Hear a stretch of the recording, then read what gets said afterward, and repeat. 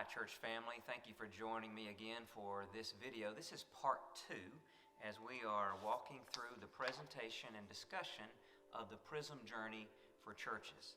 Now I hope that you've had time to go on the website and look at part 1, which was the actual presentation of the Prism journey process, and now this is part 2. Church family, our whole desire in having these videos for you is so that as many people as possible can be aware of the Prism process, because church family, for this to be effective for us as we seek God's will, His future for us, we need as many people of the congregation across all demographics to be involved. So thank you for taking the time to watch this, and this is in preparation of our vote this Sunday, February 26th in the morning worship service. So church family, all along we have been looking at Psalm 31 verse 3, where David says this: "You are my rock and my fortress, O God, and for your name's sake you will lead me and guide me." Church family, our desire is that the Lord would lead us as we seek Him, and that's what the Prism process for churches is all about. So what I would like to do now in this video is to share with you the questions that came up during the discussion time, and then share with you the answers we gave so that you have maybe a little fuller picture of what occurred that Wednesday night in the special business meeting. And also probably some of these questions are on your mind too. And while I'm thinking about it, if you have questions that we don't cover, feel free to call us in the church office, and we'll listen well and try to respond as well as we can. So let me just walk through these with you. One of the questions asked was, what is the goal of Prism? That's great. What is the overall purpose? Well, church family, we know that the mission of our church, First Baptist Headland, is aligned with Jesus' Great Commission, which is to go and make disciples of all nations, baptizing them in the name of the Father, Son, and Holy Spirit, and teaching them to observe all that I've commanded you, and I'm with you to the end of the age. So our mission statement comes out of that, to glorify God by knowing Christ and making Him known. But what the Prism process is going to help us do, okay, with that overall Great Commission mission, what is the specific vision for our context in Headland, Alabama, with who we are in this present moment, coming out of a pandemic, having new staff on board? What is the vision that God has for us as we seek Him together for the next 5 to 7 years? How will we fulfill the Great Commission of making disciples in the next 5 to 7 years? So that's the purpose of us walking through it. The second question is related to that. So why do we need to look for someone to help us do that? What was the staff observing that wanted us to look for outside expertise and input? Well, a couple of answers to that. Anytime an organization becomes settled, especially with staffing, we're so thankful for the long tenures of our staff. It's healthy to have somebody with fresh eyes to come in, someone with expertise in church ministry, someone who does this as an expert for many churches, to come in and help us see where our blinders are, help us to see things that we don't see, and make us aware of opportunities that we have with the people we have, the location where we are, the community we are in, to help us see a fresh vision. And second answer to that question of why we would want someone to help us that would come in from outside is that we feel, the pastors feel, that many times our mindset here at First Baptist Headland is that ministry, church ministry, primarily occurs right here on campus. That we gather here 2 or 3 times a week at 301 East Church Street, and we do church, we do our ministry, and then when we drive off campus, churches and ministry is kind of behind us. And what we see the need for is to get this mission of making disciples into all of our people, so that we are on mission in places where we live, work, and play off this campus. We're the light of the world. We're the salt of the earth. We need to be out there with our mission of making disciples. So that's why we felt it would be good to have somebody come in and help us look at that together. And that led to a follow-up question, and that was this. What metrics are we using presently to measure our success in making disciples? What are we doing to show or to know how we are doing in fulfilling our mission? So, of course, we measure attendance at our regular meetings of the church, the Sunday meetings, morning and evening, and the Wednesday meetings. We also measure giving. How are God's people giving? And we're thankful that those numbers are good. And then since we developed our discipleship pathway, which is essentially a guide to help people take their next steps in discipleship, we're trying to keep track of how are people moving from celebrating in worship to connecting in Sunday school to consecrating in intentional discipleship to moving on commission with mission ministries. So that's one of the ways that we're trying to track where we are. But we feel like the Prism process would help us have even better measurements and guides. The next question grew out of some data that was presented by our consultant when Tim and Joel and I did some Zoom conferences with him. And we gave this in the presentation the other night. This was that statistic that when a church may well need some fresh vision and some revitalization when its overhead expenses are in the range of 70 to 85%. So the question came up, okay, what are our overhead expenses currently? And as I talked with some of our financial leaders, the overhead expense is, the definition of that is, what's required to keep the church operating? Things such as salaries, utilities, building maintenance, Sunday school curriculum. What do we need in income, and where do our expenses go just to keep the day in and day out operation of the church moving forward? On the other side of overhead expense then is missional ministries, like supporting the Judson Baptist Association, giving to the cooperative program that supports missions ministries throughout our Southern Baptist Convention, or helping giving to overflowing ministries, or even our special missions offerings through the year, Lottie Moon, Annie Armstrong, and the Myers-Mallory offerings. So they're overhead expenses versus missional ministries. But many of our expenses are not that easy to quantify exactly. So, for example, our Sunday school literature. Well, you would think is that an overhead expense or is that a missional expense?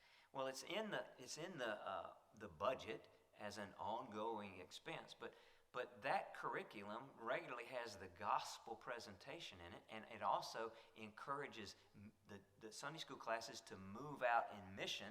So if a person is saved in Sunday school through the gospel, if a class takes that lesson and takes it to the streets and applies it in mission, so is that an overhead expense or is that a missional expense?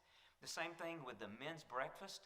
If the men's breakfast is budgeted and it's an overhead expense, and yet following a Saturday morning men's breakfast, the men want to move out and serve the widows in our community with some practical helps. So is that overhead or missional? So the difference is not always cut and dry. It's not always black and white.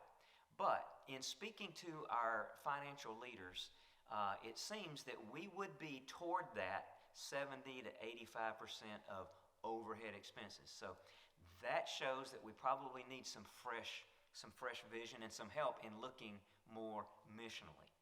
Again, taking the Great Commission of making disciples out to where we live, work, and play. A fifth question had to do with a anticipated outcome.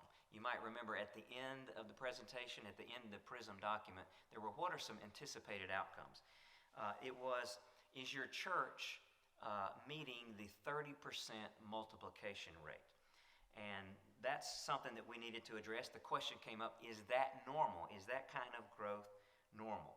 Well, let me just remind us that 30% is an average across all churches, surveyed. that the average church loses about 30% of its people in a year's time due to deaths, due to people moving out of town, due to people changing churches, and then due to the declining average rate of attendance. So that 30% is an average figure of loss in churches across the denomination. And so we need to have an average growth of 30% to break even. So the question was, is that normal growth? Well, that's the average from the surveys that the Prism ministries have done.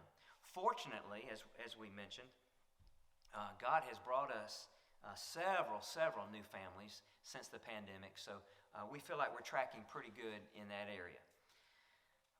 Next, I want to address a set of 4 questions that kind of hang together. They deal with the timeline of the Prism process and the funding of the Prism process. The question was, is this a 5 to 7 year process? And the answer to that is no, it's about a year-long process, about a 12-month process following the Cali weekend. But it helps us arrive at a 5 to 7 year vision. So the process goes about a year, but it helps us forecast and look forward about 5 to 7 years. So the cost, as we presented in the motion, is approximately $13,000. So another question that came up regarding that was, does that mean we will have an annual expense of $13,000 over the 5 to 7 years? And the answer to that question is no. The $13,000 is the full expense for the 1 year process. And then once that's done, then it gives us the vision for the 5 to 7 years in the future. A third question related to this was, what is the source of these funds? And the Stewardship Committee has recommended that we use our working reserve, which is a fund where we contribute each month out of our regular giving. The working reserves is the place that we'd like to take the funds for the Prism journey forward. And then another very good related question was, how would being on the Prism process, the Prism journey, how would this affect any current church projects that need to be accomplished? Would it suspend them? Would we wait till we got the clarity of the vision for the next 5 to 7 years before we did some of these projects? And that is a great question. And the way I answered it the other night is that most of the capital improvement programs and projects that we have, we've identified those as needing immediate attention. So wherever the Prism journey takes us, and it may take us to some capital projects, though the current needs we see as immediate that we could go ahead and work with in the present, in the now, before we get into the other projects that may come up from the Prism journey.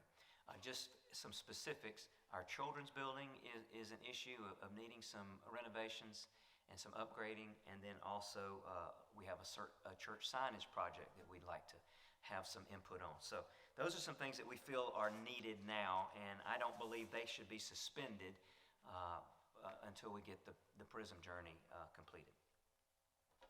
2 more questions to present to you, and they are related. The Prism process has those 3 seasons, the spiritual season, the strategic season, and the journey season. Someone asked the question, what happens in the strategic season?